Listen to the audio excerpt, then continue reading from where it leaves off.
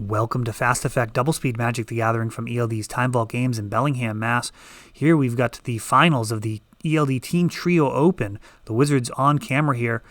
Matt losing his last round on camera, but his teammates pulled him through. And now he's cunning wishing for a Ravenous Trap to completely sideline this Reanimate. We are jumping in the middle of game one, I hope. And a turn one Cunning Wish.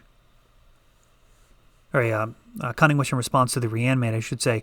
A nice little additional use of Cunning Wish. Typically, pretty much only used as a kill card in the deck. It's got a little bit of utility. You can help push through your win and do a few things to stop your opponent here and there. But Ravenous Trap, definitely an interesting addition specifically for this tournament. Typically the deck runs Leyline of the Void, but here you only have 4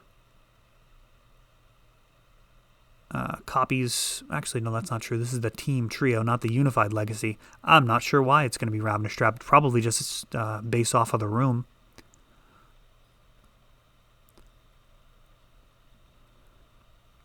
I imagine there'll be Surgical Extraction in there as well.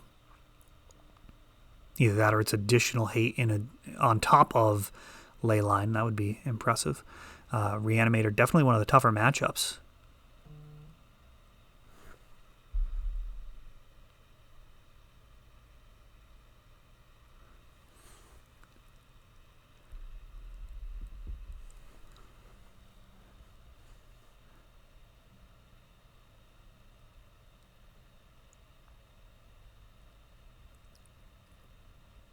Three mana for a Cunning Wish.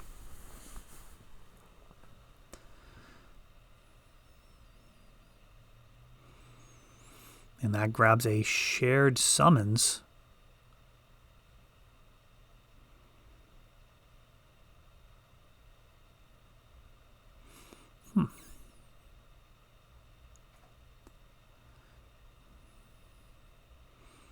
May mean that there's already a Show and Tell in hand.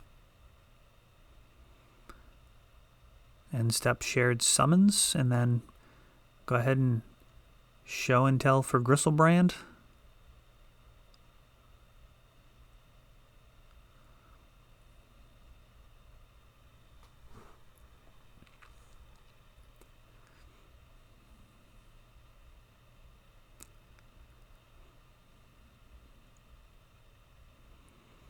All sorts of counterspells in hand. Reanimator, a scary deck to play Show and Tell against, but that is how you're going to win.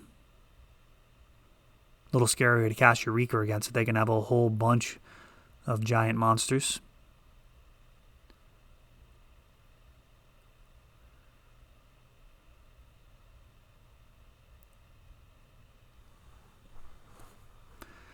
And Entomb during the end step, and that's going to be Force of Will pitching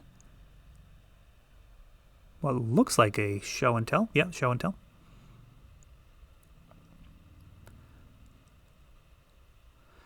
Unmask. And we've got a Veil of Summer for that. That's going to stop that unmask and any additional discard that might have been available this turn. So those counterspells are going to stay safely in Matt's hand for the rest of the turn, no matter what. Team B's might have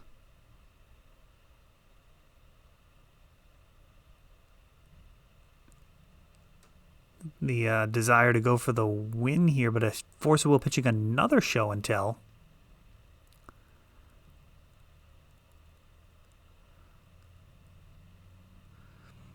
And he's got a Eureka in hand.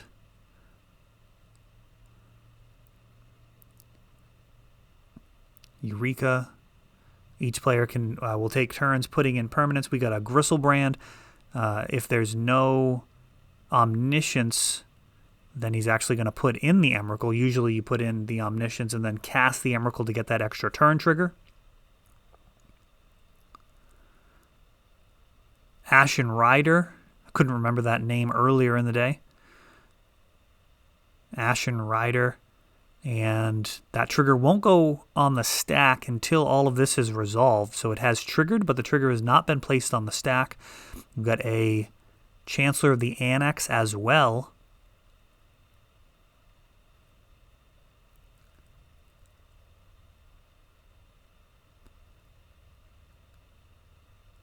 Ashen Rider can be responded to with Gristlebrand. And it is actually a black card, so Veil of Summer would be amazing. I think he's already used 2 of them, but I mean, that would be really good. Trying to figure out which thing to target here with the Ashen Rider, targeting Gristlebrand or Emrakul. Emrakul, when he swings, will Annihilator 6, triggering the Ashen Rider again in all likelihood.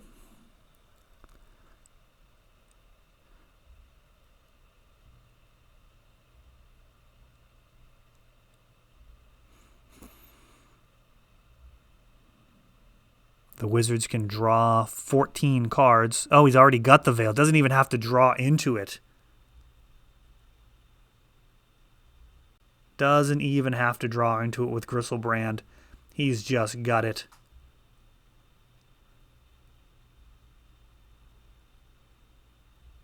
That Eureka should be in the graveyard.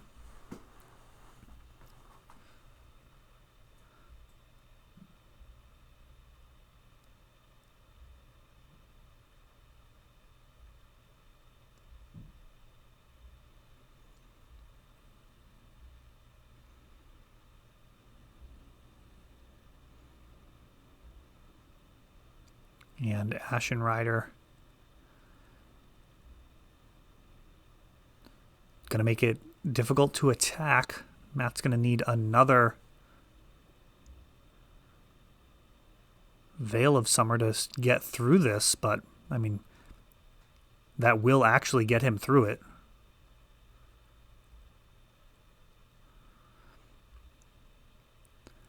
Mystic Sanctuary also a possibility here, putting a Veil of Summer on top of the library, so any fetch land. Oh, and he's got a fetch land, yeah. And the Brainstorm, so I think he's just got it. 2, 4, 6, 7. He can have 7 permanents. Yeah, no, this is really good. Man. It's like when you have it and it's just not good enough. That's brutal.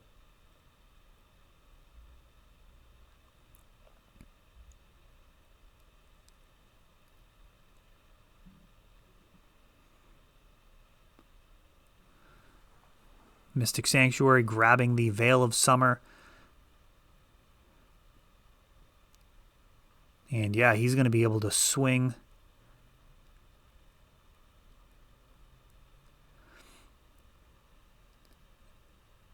And we are moving on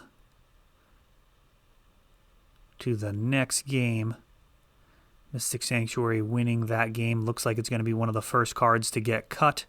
I'm going to go ahead and skip over this sideboarding section unless anything else jumps out at me. I think we're just going to see a bunch of shuffling. All right, hopped past all of that shuffling, and Team B's here leading out with a Badlands into an Entomb.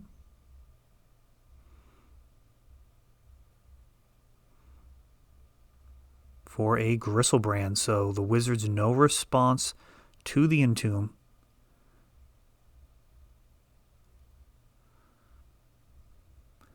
Gristlebrand going to the bin.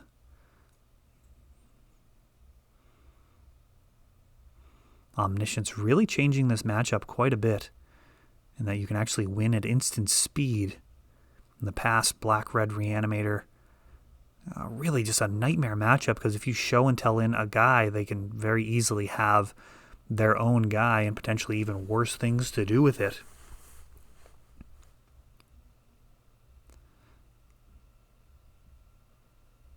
Reanimator very often can convert the card advantage into a whole bunch of minions being added to the board, dark ritualing to include entombs and exhumes, and just really swamp the board with just gigantic monsters. We've got a Stronghold Gambit, card that I actually ran last time I played in a Legacy championship over at whatever they're called, the ones that Nick Koss runs. I went up there in one of the earlier ones and ran blue-red show and tell, sneak and show. Actually sleeved that card up. And a Surgical Extraction in response. And we see a Sire of Insanity and a Grave Titan, and this may end badly if well,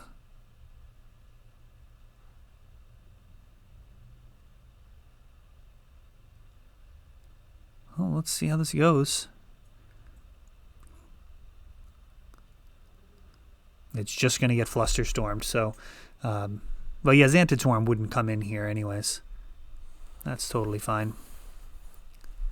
So Stronghold Gambit would have put in the lowest converted mana cost creature, which would have been one of those 6 casting cost ones. I had it in my sideboard for the creatureless matchups. Now a Show and Tell, going to be totally fine with either a Grave Titan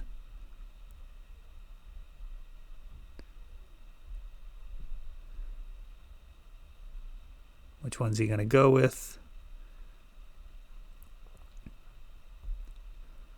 Sire of Insanity or Grave Titan, the 2 options.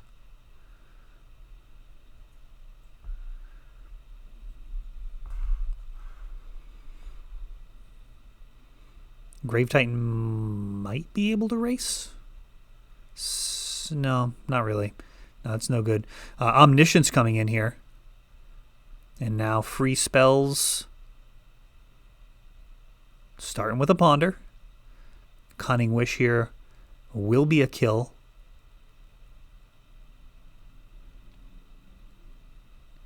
Emrakul also a kill. Gristlebrand. Really looking for anything that keeps digging for one of those cards.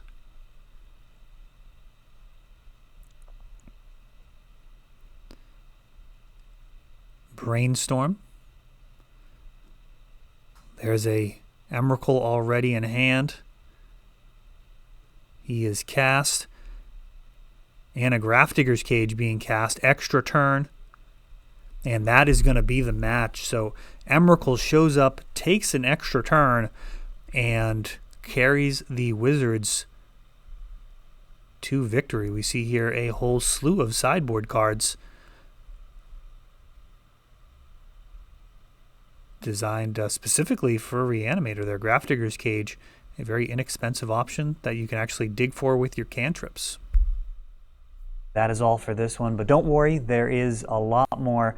You can check out our older videos, and we're always putting out new videos from ELD's Time Vault Games in Bellingham, Massachusetts. If you want to help the channel, of course, you can like, subscribe, share, tap that notification bell so you can know the next time our new videos come out. Thanks for watching.